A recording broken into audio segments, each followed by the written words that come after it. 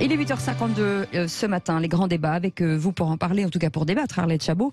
Christine Bouillot vous appelle au 0826 300 300, c'est le bon numéro, bien entendu. On va revenir sur les rodéos urbains, des drones, comme le propose le maire d'Épinay sur Sénart, pardon. Le Burkini, une directive nationale, qu'est-ce que vous en pensez? Et puis, faut-il une femme à la tête du gouvernement? Oui, on va en parler tout à l'heure aussi avec Éric Revel, qui reviendra sur cette charte qui est quand même assez étonnante, oui. Où chaque aussi, alors là ça concerne pas directement le gouvernement, mais sur les candidats aux législatives. Donc on va en parler beaucoup politique, et puis le Burkini en fait tout à l'heure. Sur cette histoire en fait de rodéo, il faudrait aller jusqu'à mettre, il y a eu, vous l'avez vu, des opérations de contrôle qui ont été annoncées ce week-end sur tout le territoire par Gérald Darmanin, parce qu'il y a chaque année les mêmes scénarios qui se répètent avec ces rodéos urbains oui. et les policiers qui ne peuvent pas en fait intervenir, et dans les quartiers on a du mal aussi à contrôler en fait la situation. Toulouse, Christine est dans la région, il y a aussi évidemment des rodéos urbains qui se produisent notamment le week-end.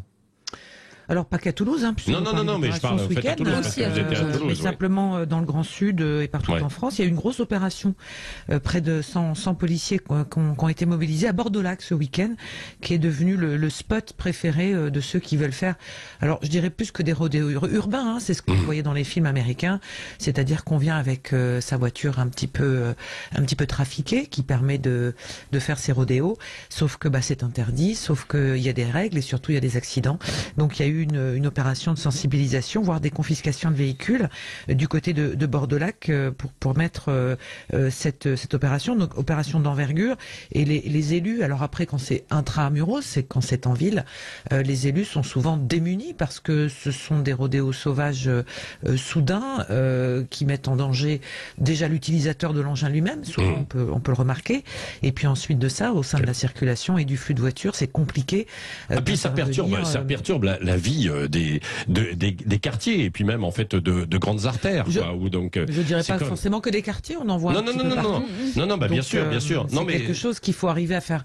Il faut arriver à juguler et surtout à permettre effectivement cette cohabitation, ces rodéos urbains. Alors il y a eu des tentatives. Cohabitation. Attendez, Christine, on peut pas parler d'une cohabitation.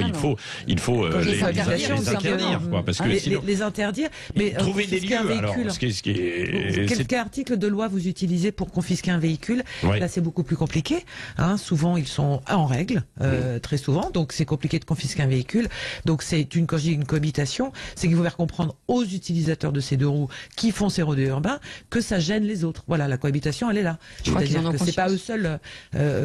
Alors, ils en ont certainement pas conscience, ça c'est une certitude. Mais c'est surtout aussi, quand vous les voyez, ils se mettent excessivement en danger parce qu'ils sont en plein trafic automobile, ils sont en plein trafic urbain, ils ne maîtrisent pas leurs deux roues, donc c'est effectivement quelque chose de compliqué. Oui, mais le danger, il est évidemment pour eux, mais il est surtout aussi pour tous les autres, les riverains, etc. Et puis cette vie qui devient en fait infernale, parce que ça fait en fait aussi un bruit, quand je disais en fait de quartier, là où ça a lieu, et c'est ça qui est assez terrible, quoi. D'où on en vient quand même à cette idée assez incroyable de maire socialiste qui était avec nous d'Épinay sous Sénart, qui avec d'autres élus demande une pétition nationale vraiment pour aller beaucoup plus loin. Et lui, il demande à ce qu'il y ait des drones, Arlette Chabot, pour essayer de les repérer, et puis ensuite d'aller, comme le disait Christine, c'est vrai que là c'est un petit peu complexe pour aller saisir les motos, les engins en fait. Moi, je suis pas spécialiste du maintien de l'ordre. Je sais pas s'il faut des drones. Alors c'est vrai qu'on imagine une société avec des drones partout, les uns livrant des pizzas et les autres contrôlant les auteurs de rodéo. Donc c'est une drôle de société, parce que c'est quand même un peu ça. Quand on nous annonce demain, ça fera beaucoup de monde dans l'espace. Ce qu'il faut, c'est interdire les rodéos. Peut-être qu'il faut trouver effectivement des lieux adaptés. Alors oui, on avait parlé de terrains, bien sûr, spécialisés, mais il y en a par endroit. Mais ça peut être le jour, ça peut être la nuit, dans des centres-villes, dans des grandes villes, que ce soit le jour, la nuit, qu'il y ait des gens, que les participants soient seuls, c'est insupportable. Enfin, c'est pas des amateurs de moto, c'est de la désobéissance, là, dans ce cas-là. Absolument. Donc il faut les interdire. les sanctionner. Alors comment identifier effectivement les auteurs? Ça reste un problème et il faut que se pencher sur ce sujet. C'est vrai que moi je suis pas fan des drones pour surveiller les manifs, pour surveiller tout le monde. C'est quand même pas quelque chose d'extraordinairement, on ne considère pas que c'est un progrès pour les libertés, mais en même temps, ce qui n'est pas un progrès pour les libertés non plus, c'est de ne pas faire respecter le droit et un peu d'ordre dans les villes. Et donner de la latitude à la police, peut-être. Moi, je retiens qu'Arlette Chabot est favorable aux drones pour surveiller les livraisons. Non, mais c'est vrai qu'on nous annonce demain des livraisons de pizza. C'est quand même comme ça, les livraisons. C'est incroyable. Donc on est un truc de fou, quand même. Allez, dans un instant, nous allons parler avec Éric Revel de cette charte que chaque candidat pour Renaissance, en fait, on ne sait plus si on doit dire En Marche, Renaissance ou le parti, c'est Renaissance pour l'instant, bien sûr, etc. Doit signer. Et puis évidemment, on va parler politique parce qu'on pourrait avoir un communiqué venant peut-être de l'Élysée dans les minutes qui viennent pour nous annoncer la fin du suspense, pas pour Mbappé, la fin du suspense, pour le poste en fait à Matignon. Et puis tout à l'heure aussi, on va parler du Burkini. Avec ce maillot de bain en fait qui déchire bien sûr pour les piscines municipales à Grenoble, et nous aurons deux invités qui s'opposent tout à l'heure de 9h30 à 10h, et vous pourrez évidemment réagir au 0826 300 300. Eh ben vous avez tout dit tout de suite dans le journal de 9h, on se retrouve juste après, à tout de suite. Et dans un instant, la suite des grands débats avec Christine Bouillot, avec Arlette Chabot, et tout de suite c'est Éric Revel. On dirait un blockbuster, le jingle d'Éric Revel. Bonjour Éric. Ouais, c'est vrai. Bonjour Cécile, bonjour Patrick. Avec sa tête d'acteur américain. Bonjour. C'est pas mal. Alors, Éric, Emmanuel Macron a demandé à ce que tous les candidats à l'investiture du parti présidentiel s'engagent sur des thèmes, une méthode et l'interdiction, enfin c'est une charte, l'interdiction de toute contestation politique. Oui, c'est un document alors qui a un peu passé inaperçu quoique, mais qu'a dû signer chaque candidat d'ensemble. Alors ensemble, je vous rappelle, parce que vous étiez un peu perdu tout à l'heure, c'est la Confédération qui réunit pour les élections législatives Renaissance, donc l'ex La République En Marche, Horizon d'Édouard Philippe et le MoDem de François Bayrou. Donc chaque candidat qui fait partie de cette confédération et qui a l'investiture doit signer cette charte. Cette charte a été imposée par Emmanuel Macron en contrepartie, donc, je le répète, de l'investiture du parti présidentiel pour les élections législatives du mois de juin. Alors qu'est-ce que l'on trouve exactement dans cette charte ?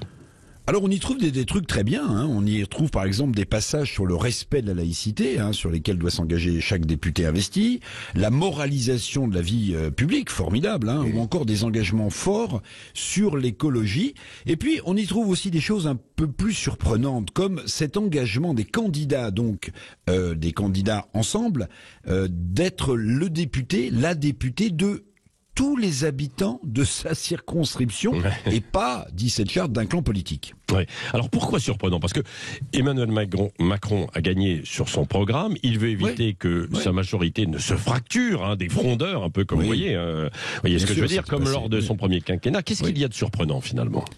Surprenant parce qu'en fait, irréalisable. Dans une circonscription, Patrick, quoi qu'en pense Emmanuel Macron, il y a encore des électeurs de gauche, de droite, du centre même. Alors, imaginez que les lois votées par la majorité présidentielle, si il y en a une dans la prochaine assemblée, attendez, mais imaginez que cette loi plaira à tous les électeurs d'une circonscription, pour moi ça procède au mieux du rêve, au pire ça procède symboliquement de l'idée de mettre tout le monde, tous les électeurs d'accord, alignés sans aucune tête qui ne dépasse. On retrouve là quoi finalement ? On retrouve là Jupiter et un pouvoir vertical, plus que jamais affirmé, en dépit des promesses d'Emmanuel Macron lui-même lors de ce fameux discours d'investiture du 7 mai. Oui, et dans ce discours à l'Élysée, le président avait parlé d'une nouvelle méthode d'exercice du pouvoir. Oui, justement, vous avez raison de le rappeler. Il avait parlé même d'un nouveau peuple, drôle de formule au demeurant. Il avait parlé d'un nouveau peuple, il avait parlé d'une nouvelle méthode plus participative avec les citoyens pour gouverner, donc avec ses députés. Toutes ces promesses, avec la signature de cette charte, me donnent l'impression que, en fait, ces promesses sont en train de voler légèrement en éclats. Parce que dans cette charte, il est aussi stipulé, je l'ai noté, qu'aucun député de sa majorité ne devra, écoutez bien, contester aucun des engagements pris par Emmanuel Macron pendant la campagne présidentielle. Alors vous allez me dire, c'est normal, il a été élu sur un programme, il veut se faire respecter. Mais ça veut dire aussi quoi dans cette majorité que parfois, hein, vous savez, on a appelé, c'est pas nouveau, le parti Godillot. Ben, ça veut dire qu'il n'y aura pas de débat, pas de vote contre, pas d'abstention dans ce groupe parlementaire. Les députés En Marche doivent donc obéir au doigt et à l'œil. Où est le changement de méthode, justement? Où est l'horizontalité du pouvoir promis par Macron? La conception qu'a le président du pouvoir législatif face à l'exécutif est pour le moins très réductrice. Alors, suivant le célèbre aphorisme, hein, il faut que tout change pour que rien ne change, Emmanuel Macron semble avoir pris en tout cas au pied de la lettre, la petite phrase, vous vous en souvenez, de Marisol Touraine, l'ex-ministre socialiste, qui lui avait glissé dans l'oreille à l'Élysée après sa réélection. Maintenant, tu as les mains libres, tu peux faire tout ce que tu veux. Alors, ok, le peuple a voté, mais le peuple est toujours souverain. Et Marisol Touraine qui voulait, en tout cas on a eu son nom qui a circulé parmi les possibles premières ministres. Ça n'a pas l'air d'en prendre le chemin, puisqu'on parle maintenant de Catherine Vautrin beaucoup, qui est une responsable politique LR, hein, de la grande métropole rémoise. On verra. En tout cas, quand même, pour rebondir sur ce que vous dites, c'est vrai qu'on a l'impression qu'il veut ligoter tous les candidats qui seront élus sous l'étiquette présidentielle pour le prochain quinquennat, Arlette Chabot, quand même. Hein. C'est incroyable. Vous l'avez dit, c'est la phobie des frondeurs. Hein. Il a bien insisté, et c'était déjà il y a 5 ans. La leçon du quinquennat de François Hollande, ce sont les frondeurs qui ont tué effectivement le mandat du président lentement mais sûrement. Et il y a une part de responsabilité personnelle, mais c'est surtout ça. Donc la peur des frondeurs. Il y a une ligne très simple. Vous êtes dans la majorité si vous votez le budget. Si vous ne votez pas de budget, vous sortez de la majorité. Ça, c'est la règle. En revanche, on peut quand même pas empêcher des députés d'avoir effectivement des idées d'amendements, de proposer des amendements, de modifier des lois. Vous adhérez au programme d'Emmanuel Macron, mais une fois que le projet de loi arrive à l'Assemblée présenté par le gouvernement, quand vous êtes député, franchement, à moins d'être effectivement un godillot, comme on disait sous De Gaulle, vous avez le droit d'apprécier et de vouloir modifier, corriger, voire même de ne pas approuver un projet. Sinon, il faut supprimer le Parlement. Oui. Au 0826 300 300, ça réagit et continue d'en discuter aussi avec vous. Arlette Chabot, Christine Bouillot et Éric Revel. Et vous au 0826 300 300. Ça réagit sur le Premier ministre, mais Mélenchon, avec les affiches de Jean-Luc Mélenchon, Premier ministre, avec Laurent qui nous appelle de Mérignac. Bonjour Laurent. Bonjour Laurent. Oui, bonjour. Bonjour. Et oui, moi je suis un petit patron d'une petite TPE à côté de Bordeaux, à Mérignac. Oui, oui. Je suis très très en colère parce que on parlait des affiches de M. Mélenchon. Ouais. Moi je vois M. Mélenchon Premier ministre sur les affiches. Ouais. Je suis très en colère parce que c'est un mensonge. Le Premier ministre, il n'est pas élu. Nos institutions, ça marche pas comme ça. On veut faire croire au peuple que on fait une élection pour les on fait une élection pour les premiers ministres. Oui. Alors que non, c'est pas ça. Bien sûr, c'est pas vrai. Oui. Et c'est un mensonge, ces affiches. Et moi qui suis patron d'une petite TPE, quand j'ai lu son programme avec les augmentations de salaire, etc. Faut dire la vérité aux gens. Ouais. Moi, dans ma petite boîte, on m'oblige à augmenter les salaires. Je serai obligé de licencier quelqu'un. Ouais. Parce que je pourrais pas payer tout le monde. Ouais. C'est comme ça se passe la vraie vie. Oui. Et c'est vrai que, alors, on peut comprendre qu'il y ait des demandes de revendications salariales parce que il y a une inflation effectivement partout. Hein, mais on en a beaucoup parlé la semaine dernière. Après, il y a des sociétés où c'est possible, où il y a des marges de manœuvre, et puis d'autres où c'est beaucoup plus complexe. C'est ce que vous dites vous avec votre Laurent, avec votre TPE, hein, bien sûr. C'est certain. Et moi, mon personnel, moi je sais que mon entreprise. Une entreprise, c'est des hommes et des femmes. Ouais. Mon entreprise, les gens, ils sont rémunérés avec un fixe, plus un variable sur leur performance individuelle et la performance de l'entreprise. Ouais. C'est ça la bonne solution. Ouais. Parce que de décréter qu'on va augmenter tout le monde, vous savez, à un moment, il vaut mieux sacrifier un soldat pour sauver la boîte et sauver les autres soldats, plutôt que de tout couler. Ouais. Et M. Mélenchon, son programme, franchement, moi, je suis outré parce que le gouvernement a fait des efforts avec les aides, ils ont sauvé ma boîte. Ouais. Ils ont sauvé les emplois avec le chômage partiel. Et là, on va tout foutre en l'air. C'est quoi cette histoire? Donc cette crainte, restez avec nous, Laurent. Éric Revel, ça rejoignait les discours et les échanges que l'on avait la semaine dernière sur les augmentations de salaire. C'est-à-dire qu'il y en a, ils peuvent pas, ils n'y arrivent pas en fait, et donc ils peuvent revendiquer légitimement donc des augmentations, et notamment quand on est au SMIC ou des petits salaires juste au-dessus.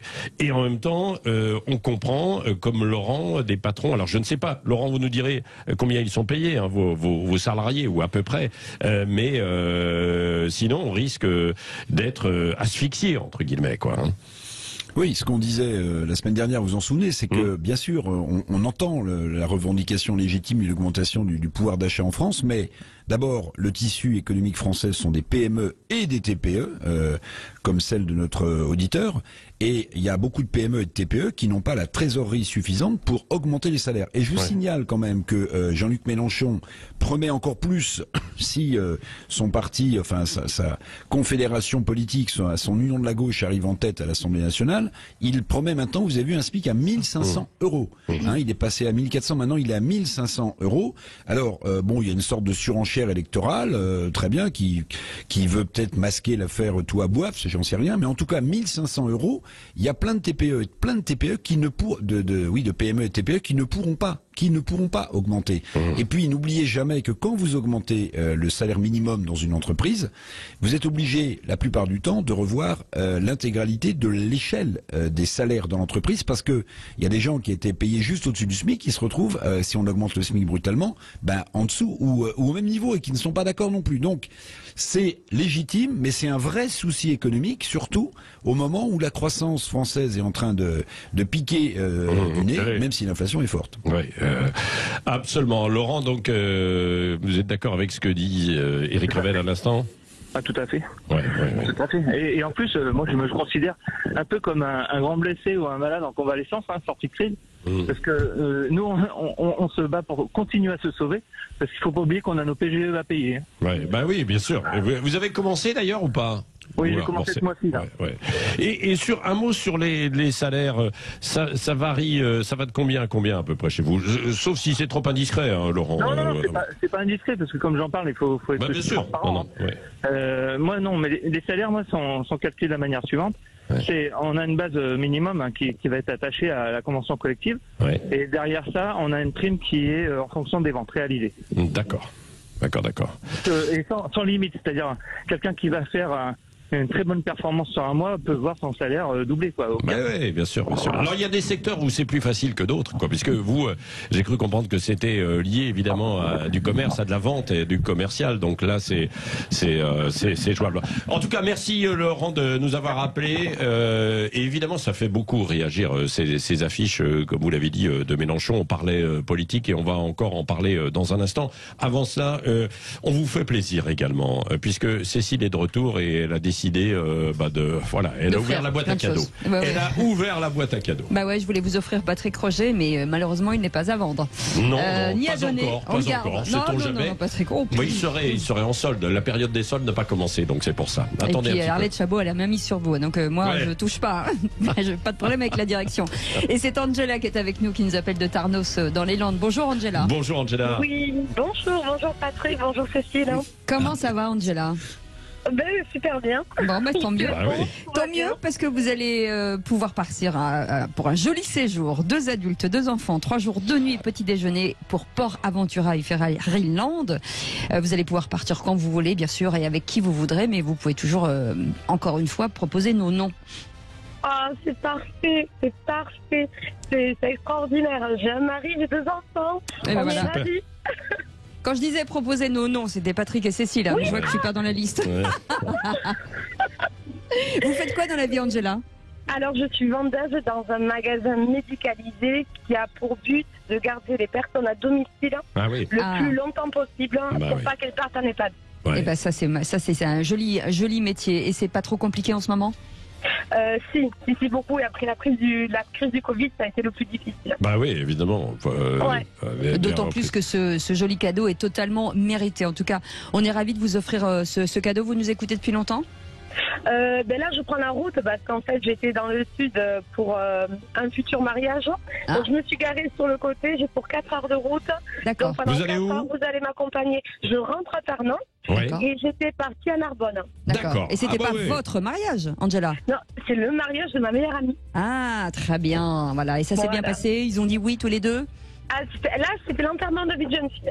Mais ils n'ont pas dit oui encore. Oh là là, ça peut changer. Je me disais aussi qu'il y avait quand même une voix qui avait un peu chanté là. Non, mais votre mari, vous l'avez pas appelé parce que sinon il va dire mais qu'est-ce que tu as fait pendant tout le week-end? Attendez, et l'enterrement c'était la vie de jeune fille, c'était samedi et vous ne faites que de rentrer ce matin. Ouais. Dites donc. Parce que c'était trop dur. C'était very bad trip votre truc là. Ouais. Elle dit que c'était trop dur de rentrer hier. Voilà, ça a dû être sévère. Vous nous enverrez des photos ou pas, Angela? Vous faites comme vous voulez.